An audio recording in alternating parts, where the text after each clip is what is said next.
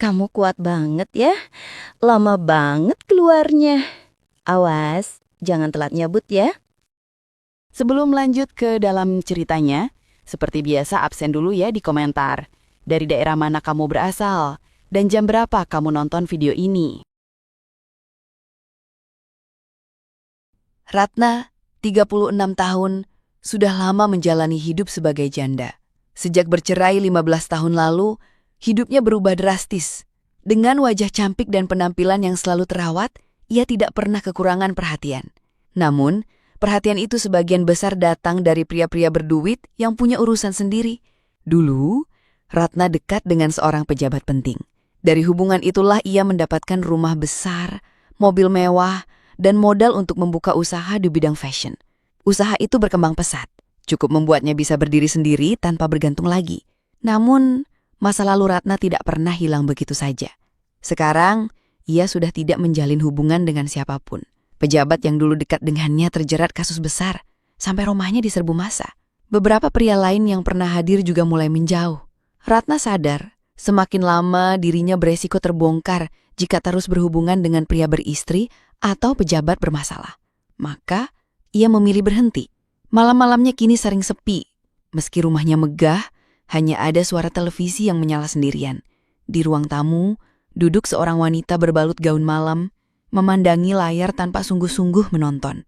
Ratna menghela napas panjang. Apa gunanya semua ini kalau ujung-ujungnya aku sendirian juga? Gumamnya lirih. Telepon genggam di meja berdering. Seseorang menghubungi melalui pesan singkat menawarkan pertemuan. Ratna hanya membaca sekilas, lalu meletakkan kembali. Ia tidak tertarik lagi. Pagi harinya, Ratna duduk di teras rumah sambil menyeruput kopi. Seorang sahabat lamanya, Lina, datang berkunjung. Rat, aku kadang heran sama kamu. Kamu punya segalanya. Rumah mewah, usaha jalan, uang tidak kurang. Tapi kok masih terlihat murung? Ratna tersenyum tipis. Semua ini ada, Lin. Tapi kamu tahu sendiri, aku sendirian. Rumah besar tapi sepi. Kadang aku merasa hampa. Kalau begitu, kenapa nggak coba cari teman hidup lagi? Kamu masih muda, masih cantik. Ratna menggeleng pelan. Bukan soal cantik atau tidak, Lin. Aku capek dengan hubungan yang penuh kepalsuan. Dulu aku pikir dengan harta, semua akan terasa mudah. Nyatanya, makin banyak aku dapat, makin terasa kosong. Lina menatapnya iba. Rat, kamu butuh seseorang yang benar-benar sayang. Bukan karena uang. Ratna terdiam. Kata-kata itu menusuk hatinya. Ia sendiri sering memikirkannya, tapi tidak tahu harus mulai dari mana. Dunia yang selama ini ia jalani membuatnya sulit percaya bahwa masih ada pria tulus yang bisa menerima masa lalunya. Hari-hari berikutnya terasa monoton. Ratna menghabiskan waktu di kantor, mengawasi karyawannya, lalu pulang ke rumah besar yang sepi.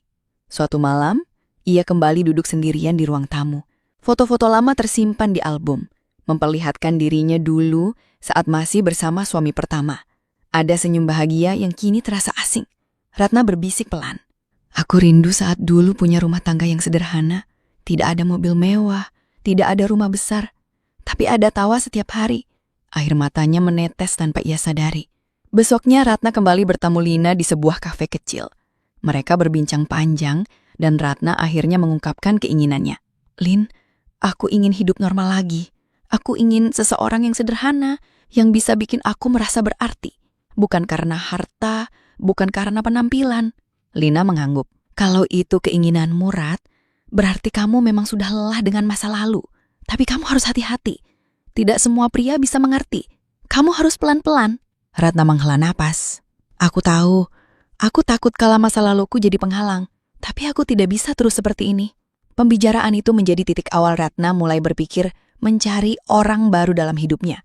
Bukan pria kaya, bukan pejabat, tapi seseorang yang bisa diajak bicara dari hati ke hati.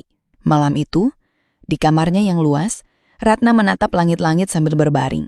Mungkin sudah waktunya aku membuka lembaran baru, ujarnya pelan, sebelum akhirnya terlelap dengan perasaan yang sedikit berbeda dari biasanya. Hari-hari Ratna terus berjalan dengan rutinitas yang terasa hambar. Meski usahanya berkembang, ada rasa kosong yang sulit ia abaikan. Kesepian sering datang tanpa permisi, terutama ketika ia pulang ke rumah besar yang sunyi. Dari situlah muncul sebuah ide. Ia merasa butuh seseorang yang bisa menemaninya, sekaligus membantu mengatur urusan sehari-hari. Ratna pun membuka lowongan untuk asisten pribadi. Namun syarat yang ia tulis berbeda dari biasanya. Ia tidak butuh pegawai administrasi biasa. Ratna ingin seseorang yang bisa dipercaya, punya tanggung jawab, dan sejujurnya, ia ingin ada sosok muda yang bisa membuat rumahnya terasa hidup kembali. Dalam iklan yang ia buat, tercantum kriteria, pria muda, jujur, bisa mengemudi dan siap bekerja penuh waktu. Beberapa hari kemudian banyak lamaran masuk. Sebagian besar datang dari pria yang terlihat ingin memanfaatkan posisi itu. Namun ada satu berkas yang menarik perhatiannya. Seorang pemuda bernama Adi, 25 tahun dari sebuah desa kecil di Jawa Tengah. Latar belakangnya sederhana, belum pernah bekerja di perusahaan besar, tapi tulisannya rapi dan penuh kesungguhan. Ratna memutuskan memanggilnya untuk wawancara. Hari itu, Adi datang mengenakan kemeja putih polos dan celana hitam. Wajahnya tampak gugup tapi sopan. Ratna memperhatikannya sejenak sebelum mempersilahkan duduk. Adi, kamu tahu pekerjaan yang kamu lamar ini cukup berbeda dari pekerjaan biasa. Kamu harus siap mengatur jadwal, mengantar saya kemanapun, bahkan kadang menemani di acara tertentu. Jelas, Ratna. Adi mengangguk. Saya paham, Bu. Saya memang tidak punya banyak pengalaman, tapi saya terbiasa bekerja keras. Di kampung, saya bantu orang tua bertani. Dan di kota, saya pernah jadi sopir pribadi sebentar. Saya siap belajar. Ratna tersenyum samar. Ia bisa merasakan ketulusan dari cara Adi berbicara. Bukan kata-kata manis, tapi nada yang jujur. Kenapa kamu ingin pekerjaan ini? Tanya Ratna lagi. Adi menunduk sejenak lalu menjawab. Saya ingin membantu keluarga saya, Bu. Adik-adik saya masih sekolah. Kalau saya dapat pekerjaan ini, saya bisa kirim uang ke rumah. Itu tujuan utama saya. Jawaban itu membuat Ratna terdiam. Di hatinya, ia mulai membandingkan Adi dengan pria-pria kaya yang dulu pernah mengelilinginya. Mereka datang dengan janji-janji manis, tapi semua berujung pada kepalsuan. Sedangkan Adi, dari sorot matanya saja terasa berbeda. Setelah percakapan singkat, Ratna akhirnya berkata, "Baiklah, mulai minggu depan kamu bisa bekerja. Saya butuh seseorang yang bisa saya percaya. Jangan kecewakan saya." Adi menunduk hormat. "Terima kasih banyak, Bu. Saya akan berusaha sebaik mungkin." Hari-hari pertama berjalan dengan normal. Adi menjalankan tugas dengan disiplin. Ia mengantar Ratna ke kantor, mengatur jadwal pertemuan, dan memastikan semua keperluan sehari-hari beres.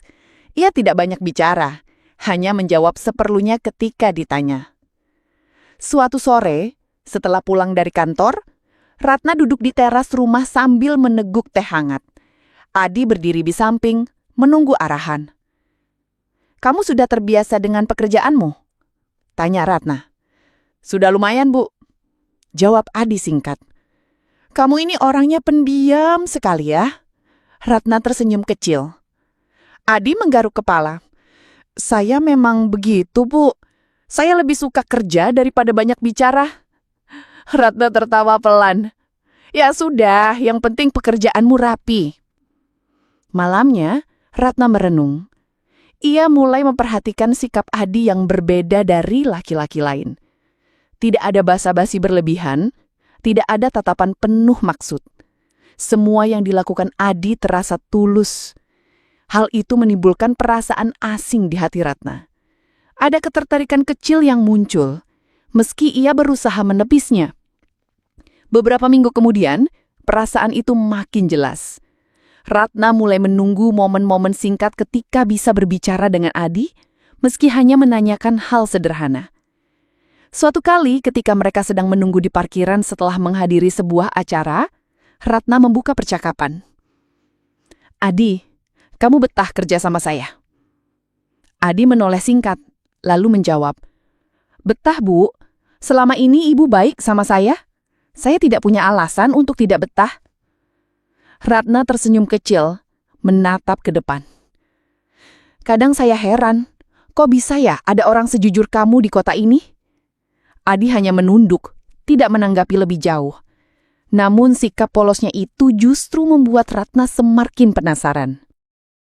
Sejak Adi resmi bekerja, hari-hari Ratna terasa berbeda. Rumah besar yang dulu sepi, kini tidak lagi hening. Ada suara langkah, ada orang yang bisa diminta tolong setiap saat. Namun bukan itu saja yang membuat Ratna merasa tenang.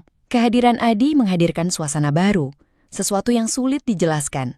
Awalnya Ratna berusaha menjaga jarak. Ia tidak ingin mengulang kesalahan masa lalu dengan membiarkan pria masuk terlalu jauh ke kehidupannya. Namun semakin lama, ia menyadari bahwa matanya sering mengikuti gerak-gerik Adi. Sifat polos dan keseriusan pemuda itu perlahan mengusik hatinya. Suatu sore, setelah pulang dari kantor, Ratna duduk di ruang tamu sambil membuka laptop. Adi datang membawa segelas teh.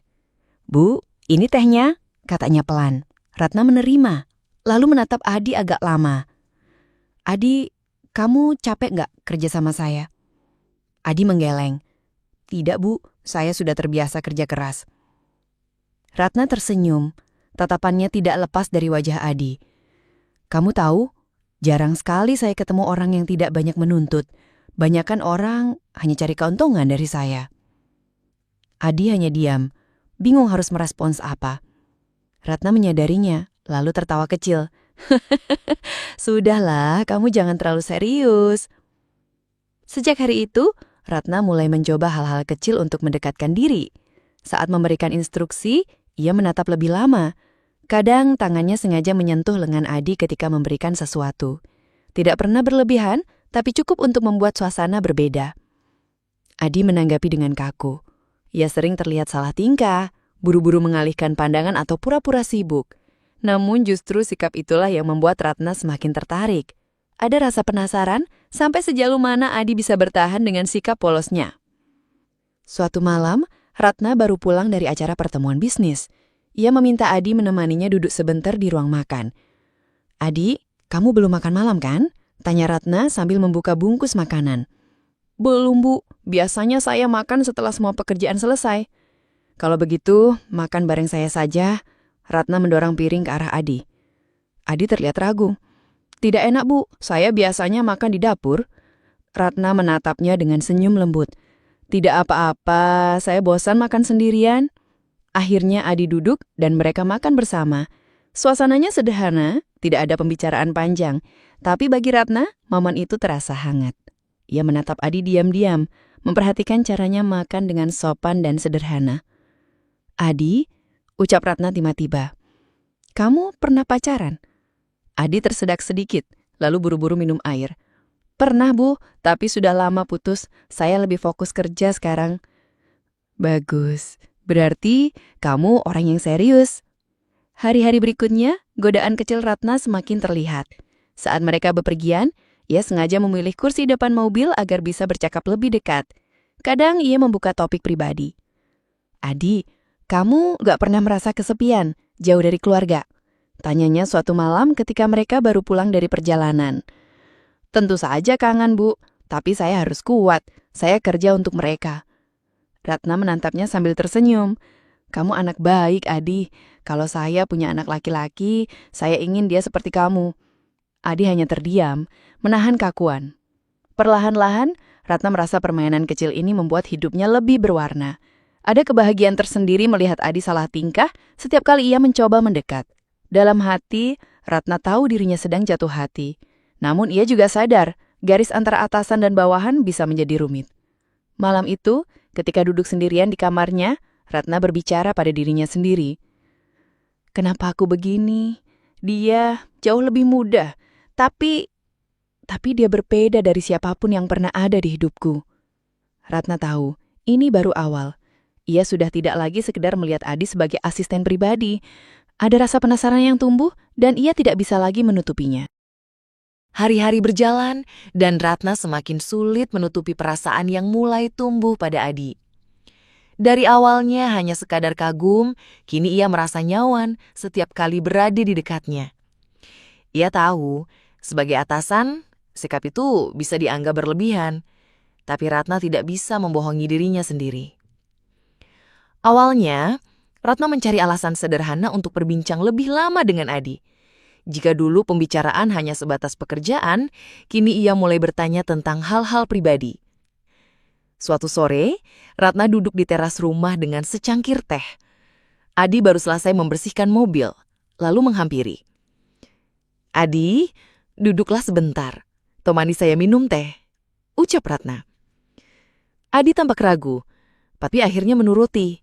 Ia duduk di kursi seberang. "Kamu jarang cerita tentang keluargamu?" kata Ratna membuka obrolan. Adi menghela napas pelan. "Iya, Bu. Di kampung, orang tua saya masih bertani. Saya anak sulung. Adik-adik masih sekolah. Itu sebabnya saya harus kerja keras." Ratna menatapnya dengan penuh perhatian. "Kamu orang yang bertanggung jawab. Jarang sekali saya bertemu anak muda dengan pemikiran seperti itu." Adi menyembun tipis. "Saya hanya melakukan yang seharusnya, Bu." Ratna terdiam sejenak, lalu berkata lirih. "Terkadang saya iri. Kamu masih punya keluarga yang lengkap. Saya sudah lama sendiri. Rumah ini besar, tapi sepi." Adi menunduk, tidak tahu harus berkata apa. Suasana hening beberapa saat sebelum Ratna tersenyum kembali untuk mencairkan keadaan. Sejak saat itu, obrolan di teras rumah menjadi rutinitas sore mereka.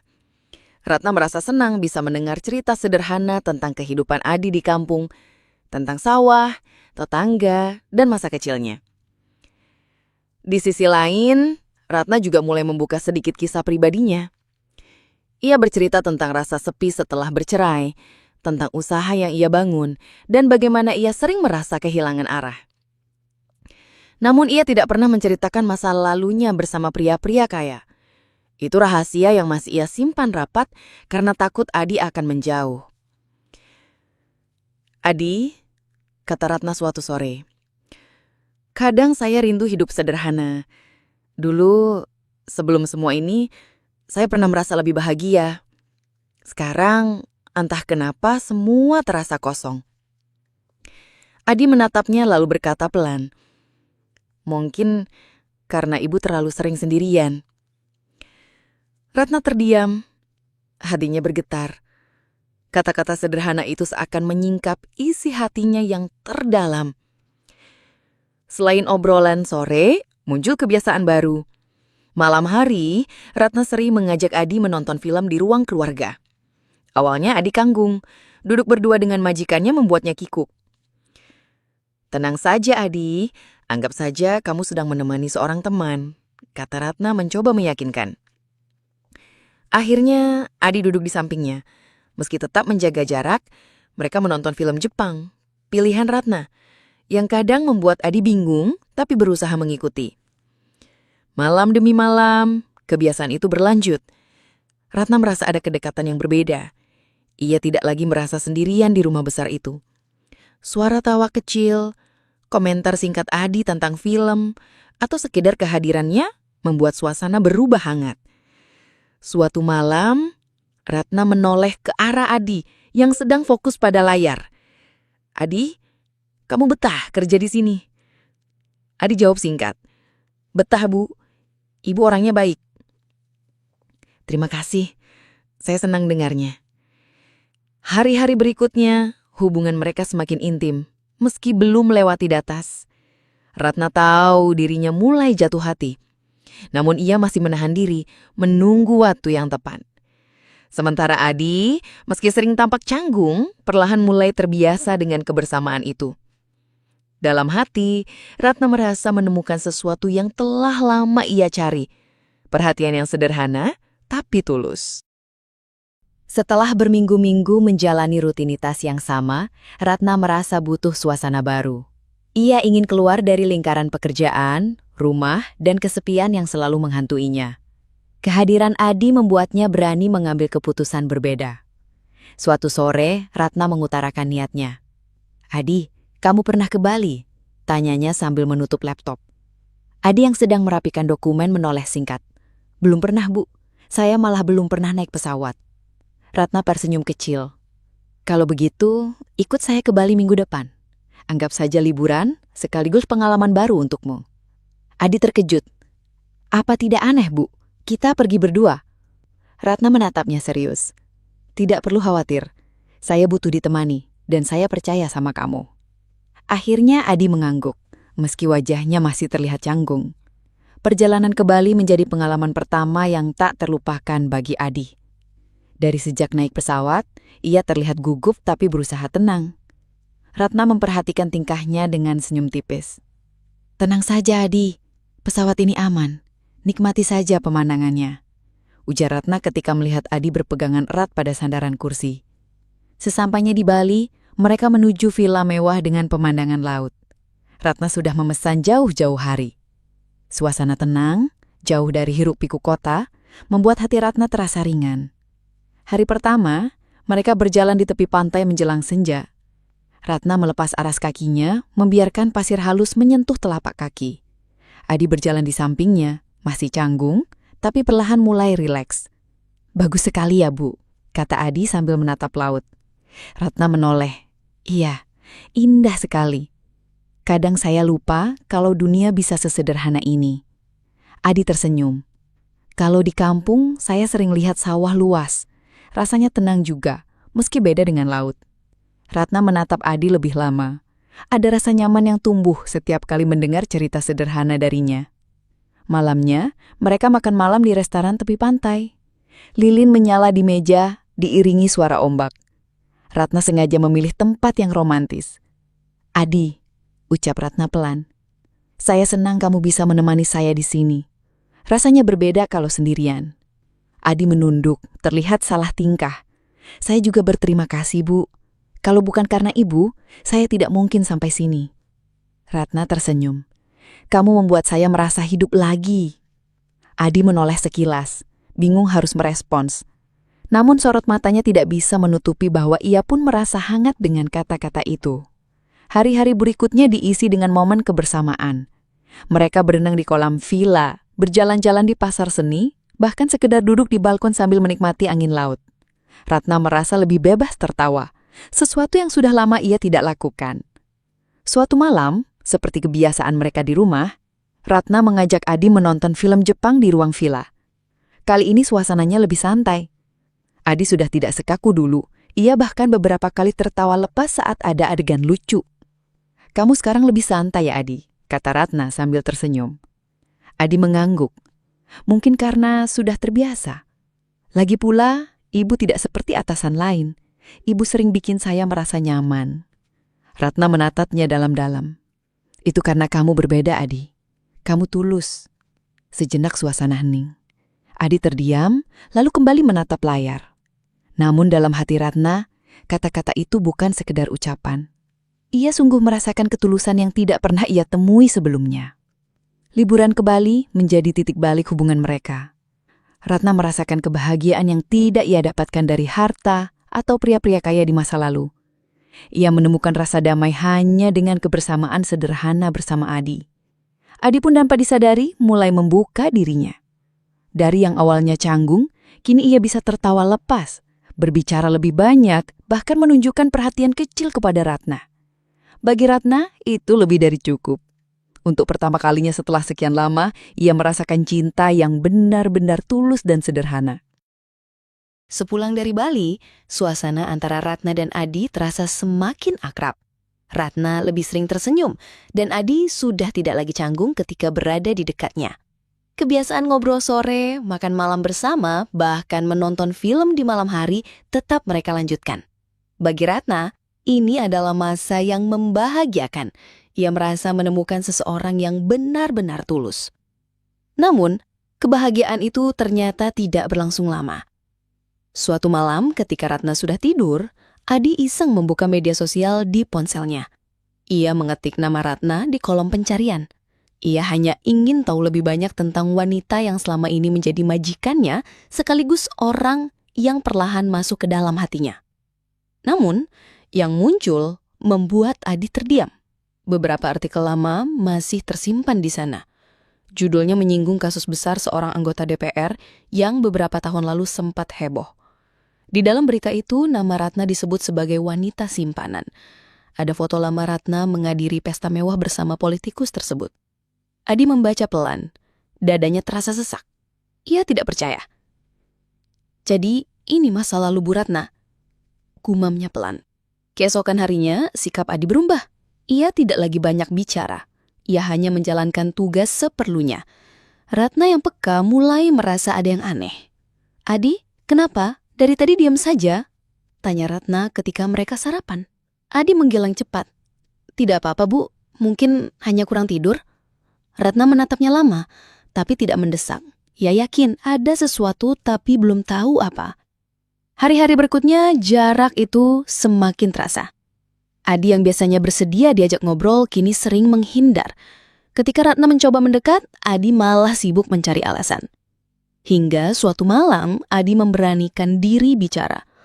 "Bu, saya ingin pamit. Saya rasa saya tidak bisa lagi bekerja di sini." Ratna terkejut. "Kenapa tiba-tiba begitu? Apa saya ada salah?" Adi menunduk cepat. Suaranya pelan tapi tegas. "Saya sudah tahu tentang masa lalu Ibu. Tentang berita itu, tentang hubungan dengan anggota DPR." Ratna terdiam. Ia tidak menyangka Adi akan mengetahuinya secepat itu. Wajahnya pucat, tangannya gemetar. "Adi, dengar saya dulu. Itu masa lalu. Saya sudah lama meninggalkannya." Namun Adi menggeleng. "Saya tidak sanggup, Bu. Selama ini saya mengira Ibu berbeda. Tapi setelah tahu itu semua, saya tidak bisa melihat Ibu dengan cara yang sama lagi." Ratna menahan air mata. "Tapi yang saya tunjukkan padamu sekarang itu nyata, Adi. Saya benar-benar tulus." Adi menarik napas panjang, lalu menatapnya sekali lagi. "Saya tidak meragukan ketulusan Ibu sekarang. Tapi saya tidak bisa menerima kenyataan itu. Saya hanya orang biasa. Saya takut, Bu. Takut tidak bisa mengimbangi kehidupan Ibu." Tanpa menunggu jawaban, Adi pergi meninggalkan ruang tamu dan masuk ke kamarnya. Malam itu juga ia berkemas. Keesokan paginya, Ratna hanya mendapati kamar Adi sudah kosong. Adi memilih pulang ke kampung tanpa pamit langsung. Nomor teleponnya sulit dihubungi, pesannya tidak pernah dibalas. Ratna mencoba berkali-kali, bahkan mengirimkan surat elektronik, namun semuanya tak pernah dijawab. Beberapa hari kemudian, Ratna nekat menyusul. Ia mencari alamat keluarga Adi di kampung dengan bantuan salah seorang kenalan baik. Perjalanan panjang ia tempuh hanya untuk bertemu lagi. Saat tiba, Ratna disambut dengan tatapan heran keluarga Adi. Mereka tidak menyangka seorang wanita glamor datang ke rumah sederhana itu. Ratna langsung menemui Adi di halaman. "Adi, tolong dengarkan saya," ucap Ratna dengan suara bergetar. "Saya memang punya masa lalu kelam, tapi perasaan saya padamu sungguh tulus. Saya tidak butuh harta dari pria kaya lagi. Saya hanya ingin hidup normal denganmu." Adi menatapnya. Wajahnya tegang. "Bu, saya tidak pantas. Hidup saya sederhana. Saya tidak bisa memberi Ibu apa yang Ibu biasa dapatkan. Saya takut membuat Ibu kecewa." Ratna menggeleng cepat. Matanya berkaca-kaca. "Tidak, Adi. Saya sudah cukup dengan semua yang saya punya. Yang saya cari hanya ketulusan, dan itu saya temukan padamu." Namun meski hatinya terguncang, Adi tetap menolak. "Saya butuh waktu, Bu. Sekarang saya tidak bisa." Ratna terdiam. Air matanya jatuh, tapi ia tidak memaksa lebih jauh. Ia tahu, hanya waktu yang bisa membuat Adi benar-benar percaya. Sejak hari itu, hubungan mereka renggang. Ratna kembali ke kota dengan hati hancur. Rumah yang dulu terasa nyaman, kini hanya dipenuhi sepi. Bagi Ratna, kehilangan Adi lebih menyakitkan daripada kehilangan apapun yang pernah ia miliki. Hari-hari setelah perpisahan itu menjadi masa yang berat bagi Ratna. Rumahnya kembali sunyi, kursi di teras terasa kosong, meja makan seakan kehilangan arti, dan malam-malamnya kembali dingin tanpa tawa kecil Adi. Semua yang ia rasakan saat bersama Adi kini hanya tersisa dalam ingatan. Meski ditolak, Ratna tidak menyerah. Ia percaya bahwa perasaan tulus tidak akan sia-sia. Ia terus mencoba menghubungi Adi, meski jawabannya tetap sama, hening. Beberapa minggu berlalu, Ratna akhirnya memberanikan diri kembali ke kampung Adi. Kali ini ia datang bukan sekadar untuk memohon, tapi untuk menunjukkan kesungguhannya. Saat tiba di rumah keluarga Adi, suasana hening menyelimuti. Ibu Adi yang sudah berusia lanjut menyambutnya dengan ramah. "Bu Ratna, silakan masuk. Kami tidak menyangka ibu datang lagi ke sini," ucapnya lembut. Ratna tersenyum tipis. "Saya datang karena saya ingin bicara baik-baik dengan Adi. Saya tidak ingin menyerah begitu saja." Beberapa saat kemudian Adi keluar. Wajahnya kaget sekaligus bingung melihat Ratna berdiri di ruang tamu sederhana itu. "Bu, kenapa datang lagi? Bukankah saya sudah bilang saya tidak pantas?" kata Adi dengan suara berat. Ratna menatapnya dalam. "Adi, dengar saya sekali ini saja. Saya tidak datang membawa harta, tidak membawa janji kosong. Saya datang membawa hati saya. Saya sudah cukup hidup dengan segala kemewahan. Saya tidak butuh itu lagi. Yang saya butuhkan hanya seseorang yang benar-benar tulus. Dan itu hanya ada pada dirimu." Adi terdiam, ia menunduk, seolah berusaha menahan gejolak dalam dadanya. "Tapi Bu, bagaimana dengan gaya hidup Ibu? Saya ini hanya orang kampung. Saya takut tidak bisa memberi Ibu apa-apa." Ratna menggeleng cepat. "Adi, dengarkan baik-baik. Saya sudah punya usaha sendiri. Saya bisa menghidupi diri saya. Bahkan kalau kamu mau, kita bisa mengelola semuanya bersama. Saya tidak butuh pria kaya. Saya hanya butuh pendamping yang bisa jujur dan setia. Itu saja." Air mata Ratna mulai menetes. "Kalau kamu menolak saya hanya karena masa lalu saya, maka biarlah saya jujur. Masa lalu itu sudah saya tinggalkan. Yang saya inginkan sekarang hanyalah hidup baru bersamamu." Suasana hening cukup lama. Ibu Adi hanya menatap keduanya dengan iba. Akhirnya Adi bersuara, pelan namun jelas. "Bu, saya selama ini memang marah. Saya kecewa karena merasa ditipu. Tapi saya juga tidak bisa membohongi hati saya.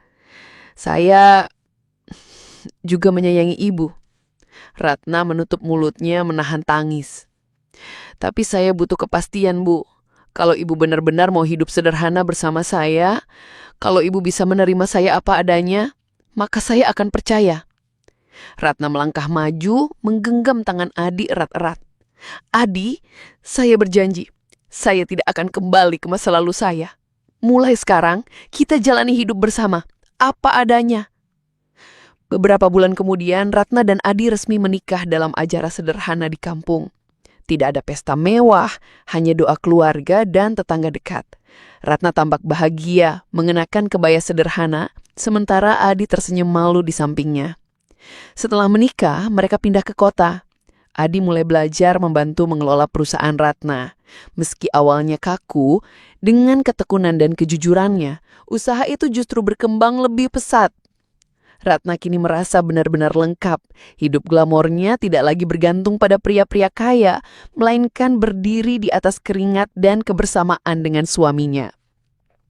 Suatu malam, mereka duduk berdua di teras rumah yang sama, menikmati teh hangat seperti dulu. "Adi," kata Ratna pelan, "terima kasih sudah percaya pada saya." Adi tersenyum. "Harusnya saya yang berterima kasih, Bu. Maksud saya, Ratna, karena sudah mau menerima saya apa adanya." Ratna tertawa kecil, lalu menatapnya penuh rasa. "Inilah yang saya cari sejak lama. Hidup yang sederhana, tapi penuh cinta." Cerita Ratna dan Adi berakhir dengan kehangatan. Bahwa masa lalu kelam memang tidak bisa dihapus, tapi bisa ditebus dengan niat dan ketulusan. Ratna membuktikan bahwa perubahan itu mungkin, dan cinta sejati bisa datang dari tempat yang tidak pernah ia duga sebelumnya.